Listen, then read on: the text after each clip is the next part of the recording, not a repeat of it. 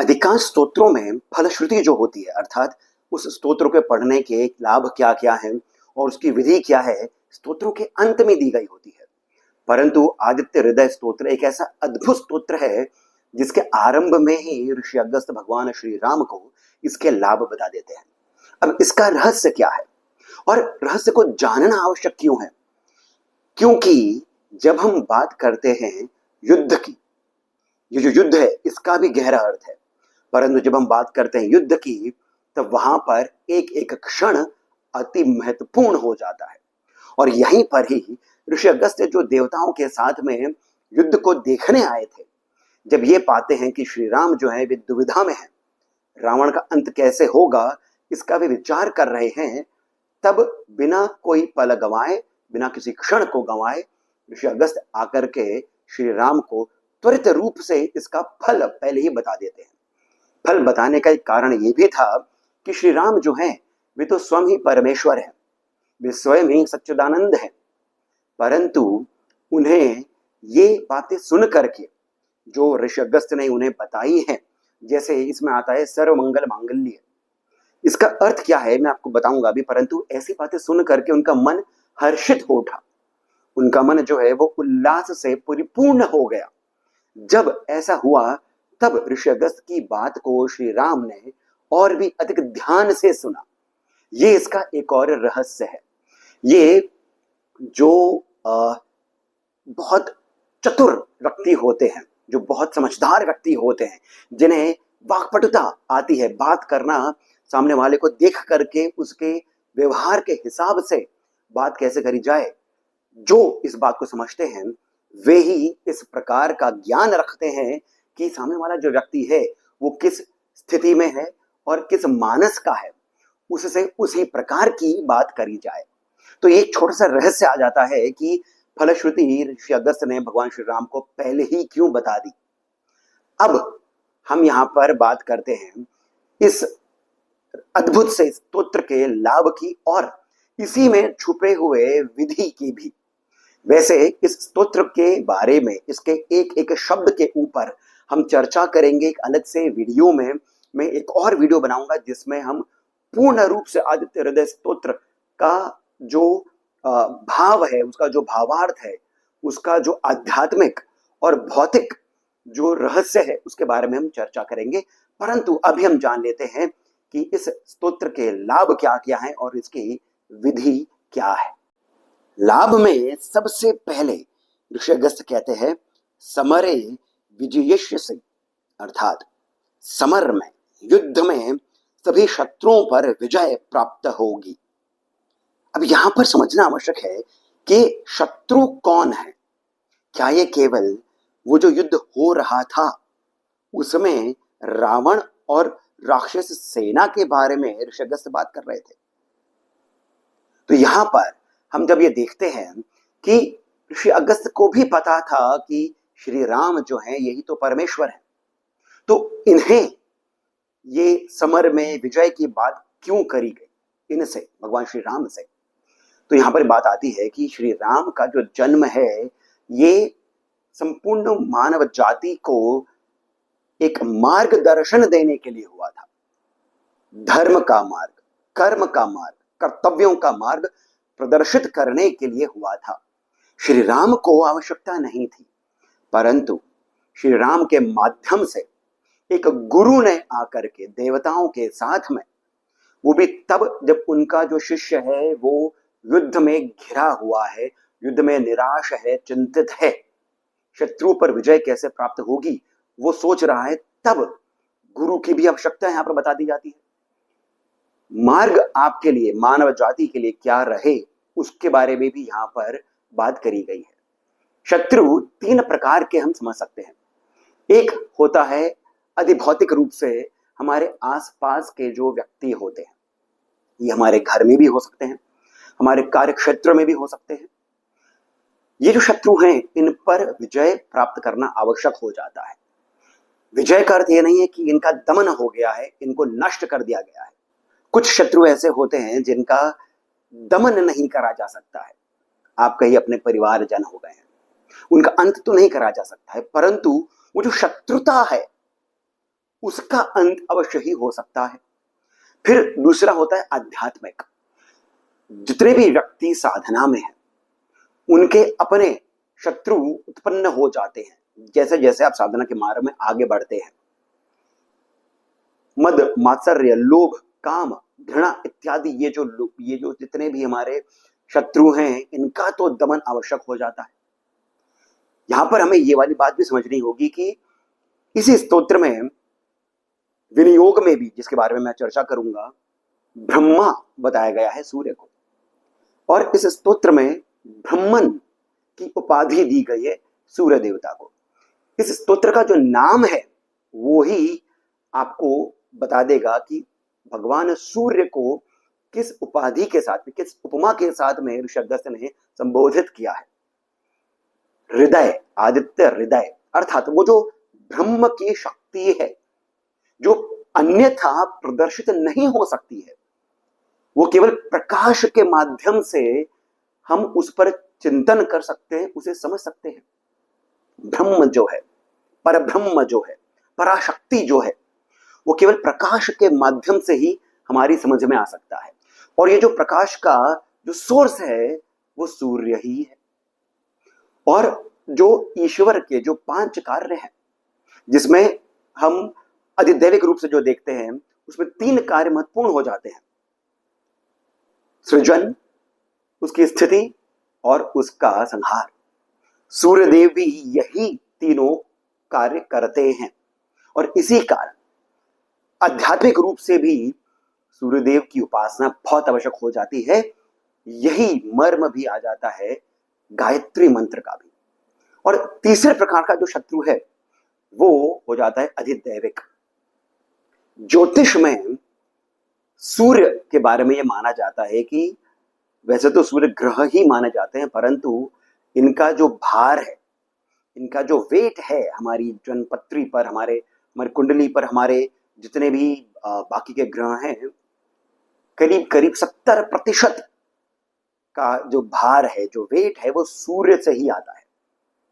सूर्य यदि आपके बली हैं तो अन्य सभी ग्रहों का भी जो दुष्प्रभाव है वो भी न्यूनतम हो जाता है।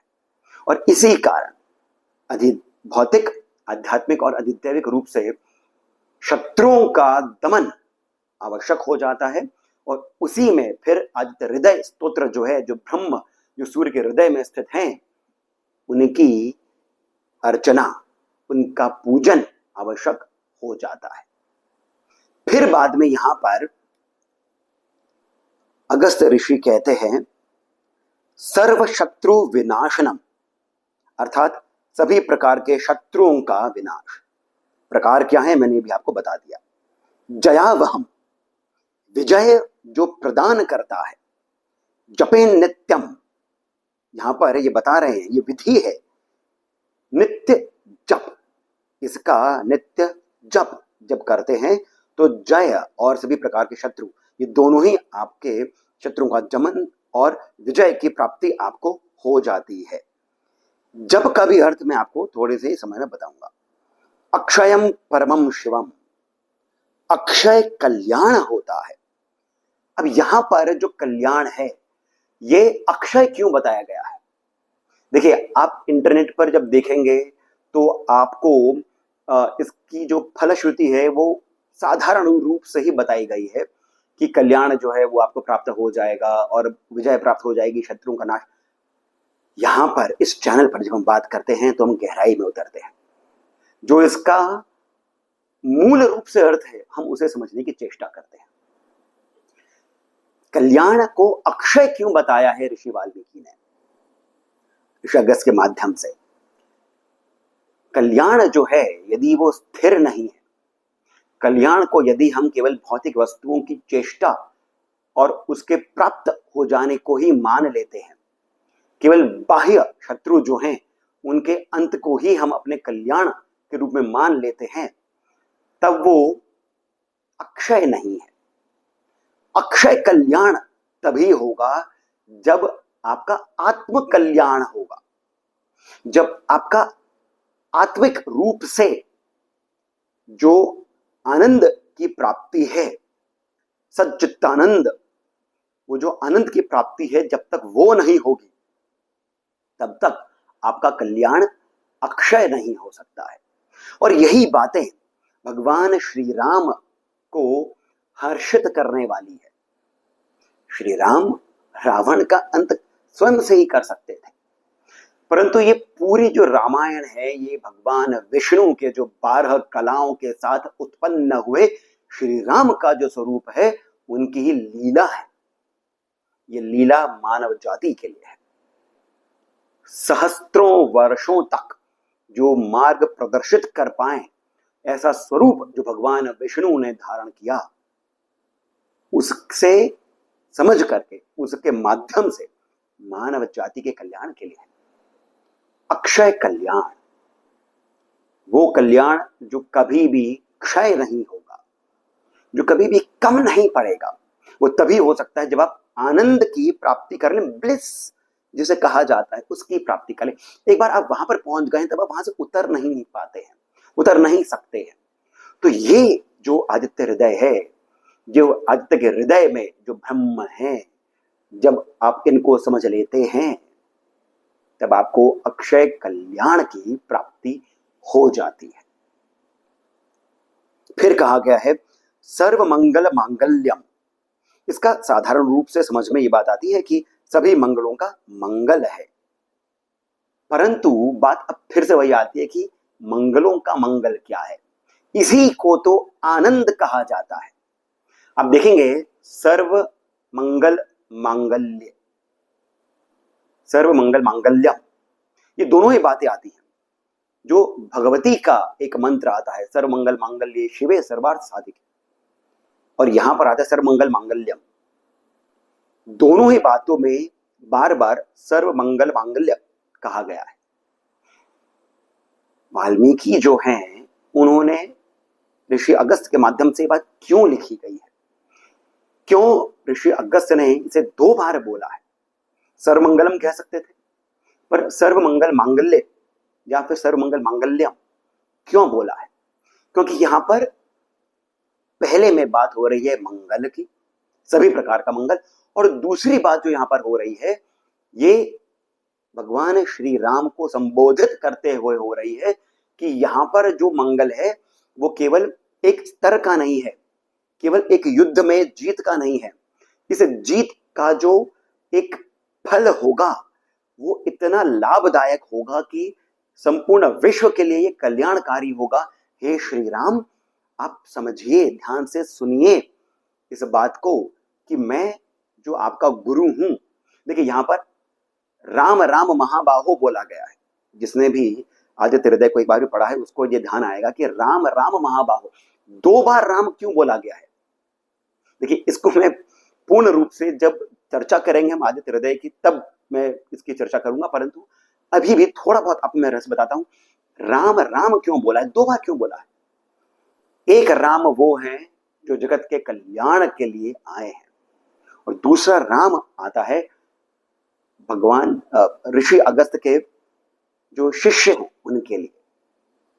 राम सुनिए, राम राम बोला गया है, 2 बार बोला गया है, और इसी कारण यहां पर आ जाता है सर्वमंगल मांगल्यम, सभी प्रकार का मंगल, और उसके भी आगे का जो मंगल है उसके लिए ये हृदय स्तोत्र जो है आदित्य हृदय, ये सुनना और समझना आवश्यक हो जाता है। इस ही कारण फिर आता है सर्व पाप प्रणाशनम, सभी पापों का नाश। अब फिर से यहां पर सभी पापों का नाश जो है ये केवल एक जो भौतिक रूप से जो हमारे पाप हो जाते हैं कि मेरे से किसका बुरा हो गया, केवल वही नहीं है, ये फिर से आध्यात्मिक रूप से जो मद मात्सर्य लोभ मोह इत्यादि जो हमारे साधना के क्षेत्र में जो पाप हम अर्जित कर लेते हैं, या फिर जो पाप हमें घेरे रहते हैं, भले ही हम पर वो अटैक नहीं कर रहे हो परंतु जो घेरे रहते हैं, जिसके कारण जो धार्मिक व्यक्ति हैं वे भीरू हो जाते, वे डरे रहते हैं, उनका भी नाश ये हृदय स्तोत्र करता है। फिर आता है चिंता शोक प्रशमनम, सभी चिंताओं का नाश हो जाता है इस स्तोत्र को पढ़ करके। ये चिंता 2 ही प्रकार की हो गई, जैसे मैंने आपको बताया है एक भौतिक रूप से और वो चिंता जो कि धार्मिक व्यक्तियों को होती है कि मैं कहीं धर्म के मार्ग से च्युत न हो जाऊं। आयुर्वर्धन मुक्तमम, आयु को बढ़ाने वाला है। आगे ऋषि अगस्त कहते हैं आपत्सु। आपत्सु का अर्थ हो गया है आघात, अटैक। किस पर? कृच्छ्रेषु, कष्टों पर। भयेषु च, भय जो दुर्गम है, जो विपत्ति प्रदान करता है, उस पर अटैक, उस पर आघात। आपत्सु कैसे? कीर्तियन, जो कीर्तन करता है, भजन करता है। यहां पर कीर्तन का अर्थ है जो बार बार इसे जपता है। कि चिन्ना वसीदति, अर्थात किसी को भी भोगना नहीं पड़ता है। इसका अर्थ ये हो गया है कि जो इस आदित्य हृदय स्तोत्र का बार बार जाप करता है, ये फिर से विधि आ गई है, बार बार जाप करता है, उसे किसी भी प्रकार का कष्ट या फिर विपत्ति भोगनी नहीं पड़ती, क्योंकि उस पर आघात करता है। सभी प्रकार के कष्टों पर ये आघात कर देता है, अटैक कर देता है। अब यहां पर विधि आ जाती है, कैसे इसको पढ़ना है? एकाग्रचित्त होकर के, फोकस करके, त्रिगुणितम 3 बार पढ़ करके, जप्त्वा, जप। अब यहां पर जप का अर्थ हमें समझना होगा। जप हम करते हैं धीरे धीरे, यानी कि जो 3 प्रकार से मंत्रों का जाप करते हैं, एक होता है मानसिक, एक होता है उपांशु और एक होता है वाचिक। ये वाचिक पढ़ने का स्तोत्र नहीं है। यूं तो हम जितने भी स्तोत्र होते हैं उसे हम वाचिक रूप से, यानी कि ऊपर ऊपर से बोल करके, जोर जोर से बोल करके पढ़ते हैं, परंतु ऋषि अगस्त्य ने ही इस आदित्य हृदय स्तोत्र को मंत्र माना है। और मंत्रों का जो जाप करा जाता है वो उपांशु या फिर मानसिक करा जाता है, अर्थात इसका हमें जप करना होगा 3 बार फोकस करके, आज्ञा चक्र पर या फिर आपके नाभि चक्र पर फोकस करके। क्योंकि नाभि जो मणिपुर चक्र है, नाभि चक्र जो है, ये अग्नि तत्व दर्शाता है। हमारे शरीर में ये सूर्य का भी स्थान आ जाता है। इसका जो बीज है वो भी रम है, अर्थात श्री राम का बीज है। तो यहां पर हम फोकस करके जब इसे पढ़ते हैं तो क्या हो जाता है, तब ये मंत्र के रूप में बन जाता है और हम इसका फिर धीरे धीरे जाप करें। धीरे का अर्थ यानी कि हम धीरे धीरे पढ़ रहे हैं, उपांशु रूप से हम इसको पढ़ें। तो ये रहस्य भी आदित्य हृदय स्तोत्र में ऋषि अगस्त्य ने ही श्री राम को बता दिया है।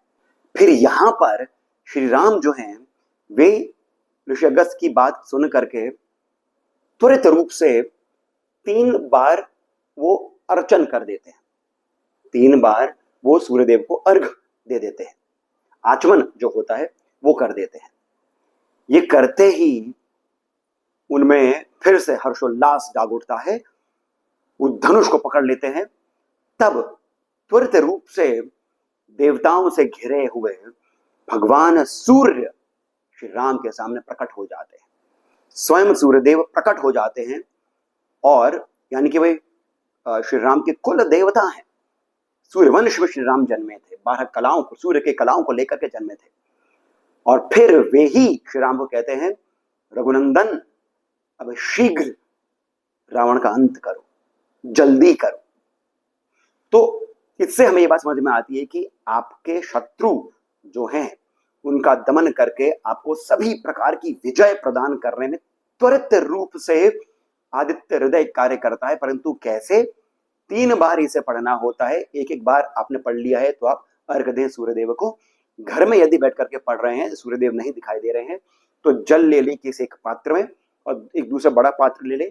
एक बार आपने पढ़ लिया है तो वहीं से ही उस बड़े पात्र में, बड़े पतीले में आप एक लोटे से सूर्य देवता को आप अर्घ कमरे से ही आप प्रदान करें। देखिए, सूर्य देवता दिखाई दें आवश्यक नहीं है, उनका प्रकाश जो है हमारे कमरे में भी तो आता ही है।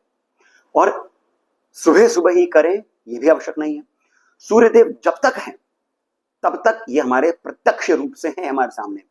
इसी कारण सूर्य देवता को प्रत्यक्ष देवता कहा गया है, दिख रहे हैं हमें।